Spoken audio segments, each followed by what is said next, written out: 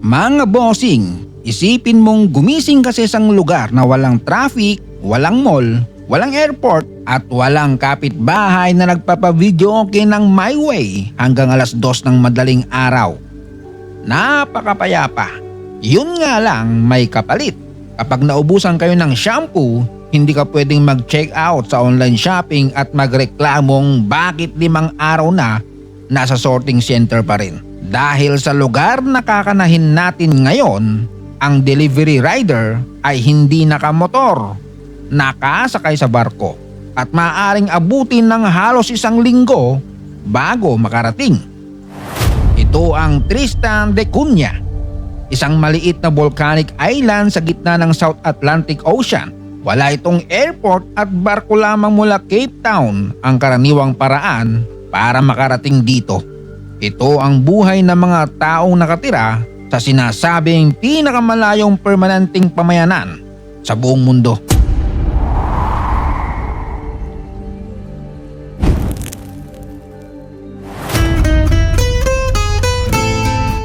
Ang Tristan da Cunha ay bahagi ng British Overseas Territory na kinabibilangan ng St. Helena at Ascension Island. Ang pangunahing isla ay halos 12 kilometers lamang ang lapad. Sa gitna nito ay nakatayo ang malaking bulkan na tinatawag na Queen Mary's Peak na umaabot ng mahigit 2,000 metro. Sa madaling salita, parang may nagtayo ng higanting bundok sa gitna ng dagat. Nilagyan ng maliit na barangay sa gilid at saka sinabi, "Sige, dito na kayo, good luck."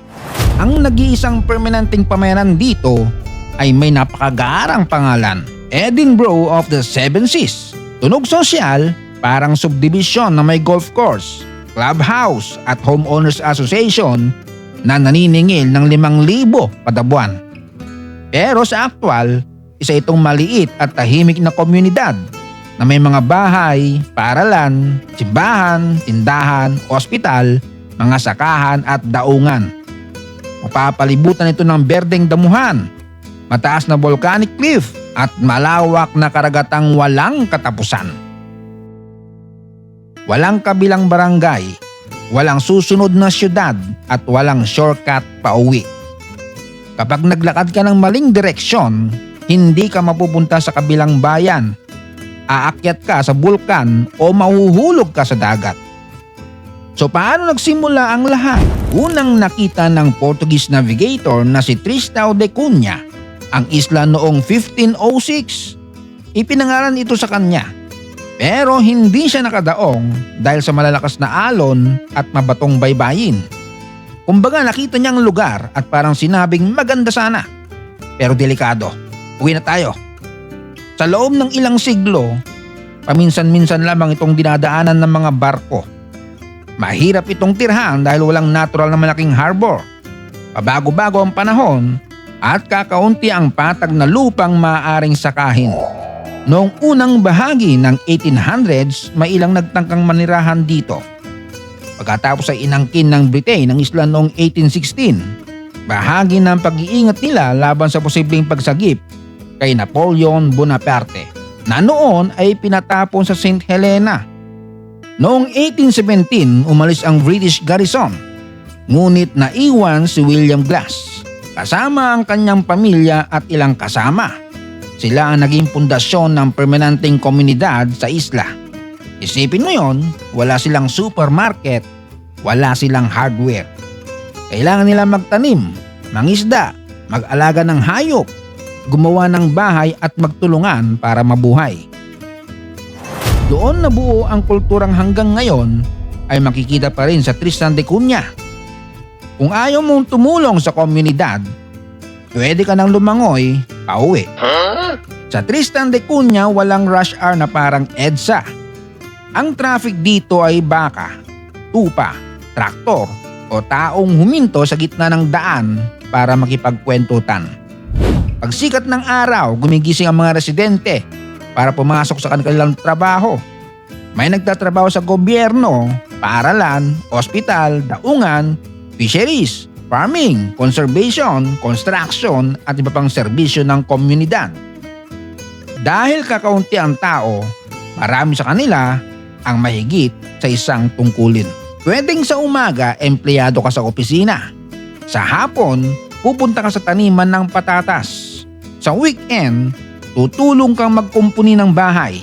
At kapag may emergency, baka bigla kang maging tagabuhat, tagaayos, tagabantay at tagaabot ng kape. Dito bawal ang linya na hindi kasama yan sa job description ko. Dahil ang sagot ng buong isla, bossing, 200 plus lang tayo rito, kumilos ka. Ang buhay sa Tristan ay kilala nakasentro sa pamilya at komunidad. Maraming gawain at pagdiriwang ang sama-samang ginagawa dahil sa ganitong kaliit na populasyon, halos lahat ay magkakakilala at magkakamag-anak sa iba't ibang paraan. Sa Pilipinas, minsan hindi mo kilala nakatira sa kabilang unit. Sa Tristan, malamang kilala nila, hindi lang ang pangalan mo, kundi pati kung sino ang lolo mo, anong oras ka umuwi kagabi at bakit hindi mo pa naibabalik ang hiniram mong pala. Isa sa pinamalagang bahagi ng buhay dito ay ang kanilang mga taniman, lalo na ang tinatawag na potato patches. May mga pamilyang may sariling bahagi ng lupang tinataniman ng mga patatas at iba pang gulay. Nag-aalaga rin sila ng baka, tupa at manok para may karne, gatas at itlog. Dahil malayo ang isla at hindi regular ang dating ng mga supply ship, hindi pwedeng umasa ang mga residente sa imported na pagkain araw-araw. Kailangan nila maging praktikal at sapat sa sarili at ang patatas, hindi lang side dish.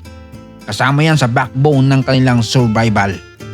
May communal system din sila sa paggamit ng lupa. Hindi basta maaaring dumating ang mayamang dayuhan, bumili ng kalahating isla at magpatayo ng resort na may infinity pool at entrance fee na 1 linggong sahod. Kung patatas ang bida sa lupa, Tristan Rock Lobster naman ang superstar sa dagat. Ang commercial lobster fishing ang isa sa pinakamahalagang pinagkukunan ng kita ng isla.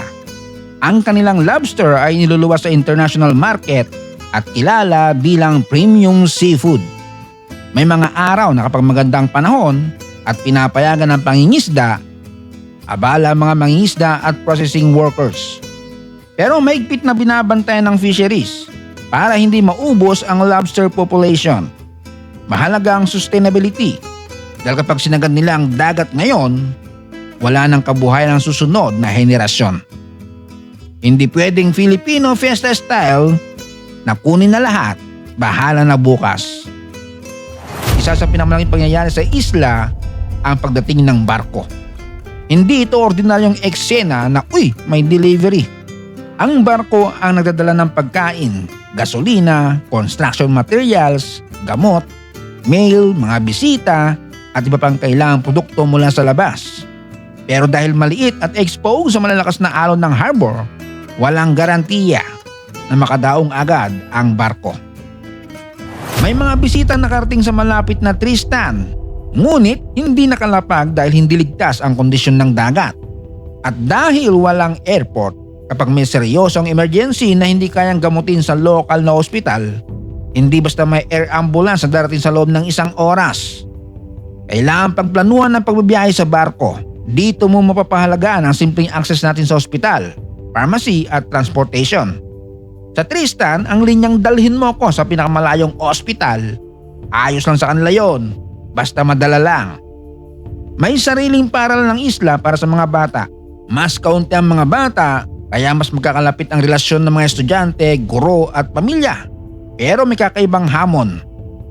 Dahil limitado ang higher education sa isla, may ilang kabataan kailangan magtungo sa ibang bansa, kadalasan sa United Kingdom o South Africa, para ipagpatuloy ang pag-aaral o training. Isang malaking adjustment yon.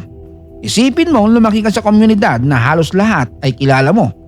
Tapos, bigla ka mapupunta sa syudad na mas marami pa ang tao sa isang shopping mall kaysa sa buong populasyon ng iyong isla. Sa Tristan, kapag may hindi ka kilala, malamang bisita yon.